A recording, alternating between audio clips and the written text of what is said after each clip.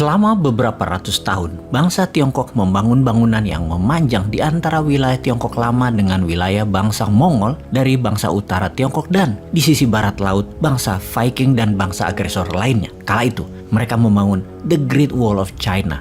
Mengapa dan untuk apa mereka membangun tembok masif tersebut? Secara diplomasi, pembangunan itu untuk melindungi bangsa Tiongkok. Suku Han yang merupakan 94% bangsa Tiongkok harus dilindungi. Juga, tembok Cina itu untuk mengendalikan rakyat Tiongkok di dalamnya agar taat dan patuh serta steril dari pengaruh buruk bangsa lain. Membangun tembok Cina itu penuh dengan darah tertumpah, kerja paksa dari para petani, para budak, dan tahanan orang-orang yang memberontak yang mengerjakannya di bawah kendali militer yang bengis atas nama untuk kemakmuran dan keamanan Tiongkok.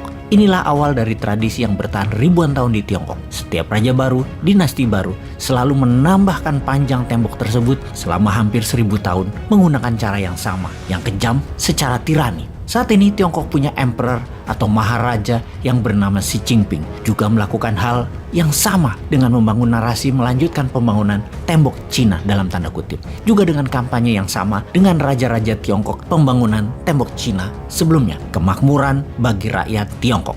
Tembok Cina yang baru bernama BRI atau obor. Kita akan bahas lebih dalam lagi untuk pemahaman bernegara agar yang baik kita tiru, yang tidak cocok kita buang, dan pastinya kebijakan sebuah negara tidak boleh jadi kebijakan dalam negeri negara Indonesia. Tidak boleh ada lagi yang membuat Indonesia menjadi tergantung, tidak berdaulat pada negara lain. Video narasi tentang impian Xi Jinping ini disponsori oleh Dinaran, tempat Anda menyimpan emas Anda dan melindungi aset Anda dengan emas. Download aplikasi Dinaran di Google Store dan Apple Store. Segera amankan aset Anda di masa VUCA ketidakpastian agar punya nilai lindung. Kita lanjut. Demi membuat negara kuat, pemerintah Tiongkok melakukan hal yang tidak pernah bisa dilakukan di negara demokrasi, yaitu mengendalikan perusahaan swasta dan merubah ulang aturan pendidikan, bisnis, hiburan sebagai bagian dari New Great Wall of China yang dulu adalah tembok fisik, sekarang adalah tembok mindset.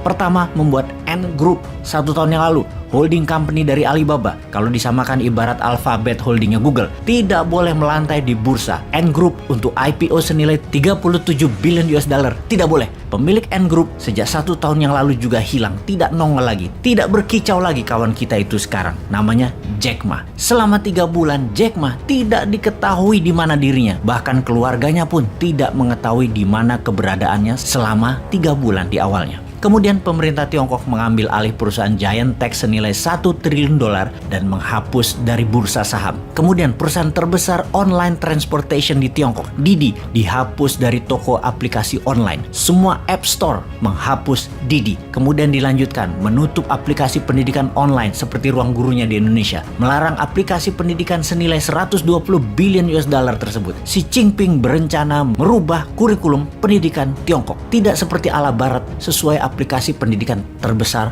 tersebut. Tahun lalu di bulan September 2021, textbook kurikulum nasional pendidikan mulai dari TK sampai perguruan tinggi diubah, total diubah, ditambah visi misi Xi Jinping dimasukkan dalam kurikulum bernegara Tiongkok dengan porsi waktu didik dulu 10% naik menjadi 30%. Porsi ideologi dan bela negara nasionalisme naik jadi sepertiga isi kepala anak-anak didik, yaitu ideologi BRI. PKC, Partai Komunis Cina, pemerintah Tiongkok merubah arti ideologi komunisme. Sekarang dan ke depan, BRI adalah ideologi komunisme hanya tool atau alat politik. Kemudian pemerintah Tiongkok mengendalikan Evergrande, konglomerat properti yang mengalami kebangkrutan senilai 350 billion untuk asetnya yang kemudian dikendalikan oleh pemerintah. Kemudian Tiongkok melarang reality show ala barat, Got Talentan, dan melarang semua influencer sosial media, TV, selebriti yang pria ke wanita-wanitaan, cowok lenje-lenje kayak cewek, dilarang di semua acara. Lanjut, semua online games yang tidak sesuai dengan value nilai-nilai bernegara BRI, correct set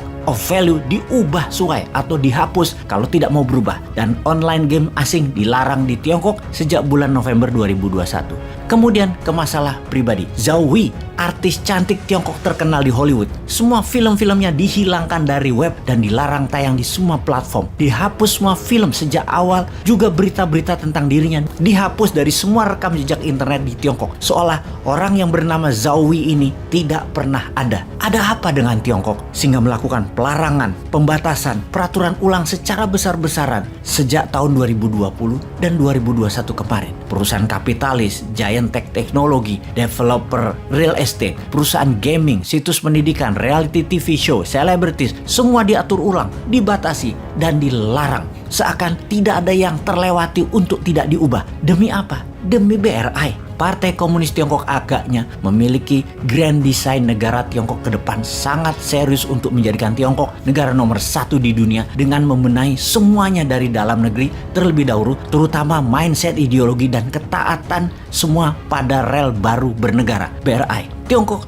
membuat peta baru, batasan baru, aturan baru dalam tata kehidupan di Tiongkok. Hal ini semua demi apa? Menutupi keparnoan seorang Xi Jinping yang menyebut dirinya the savior of China, atau memang bernegara Tiongkok memiliki rencana besar untuk menjadi raja dunia yang baru?